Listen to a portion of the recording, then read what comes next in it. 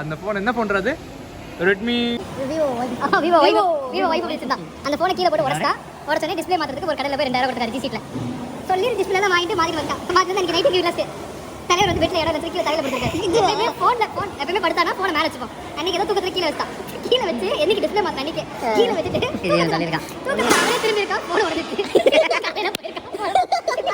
அதுக்குள்ளே போடுச்சு. ஆமா போடுறது திருப்பி 2000 கொடுத்து ரிப்பேர்லாம் பண்ணிட்டு வந்திருக்கான். அதில் இருக்கா எதுவும் பண்ணாத பாட்டு பைக்கு முன்னாடி பிரேக் போட ஃபோன் டிஸ்பிளே திருப்பி 2000 கொடுத்து வரும்போது திருப்பி போட உடச்சிட்டான்.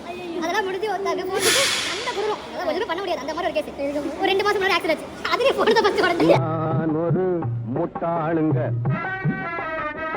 நான் ஒரு முட்டாளுங்க ரொம்ப நல்லா படிச்சவங்க 4 பேரு சொன்னாங்க நான் ஒரு முட்டாளுங்க.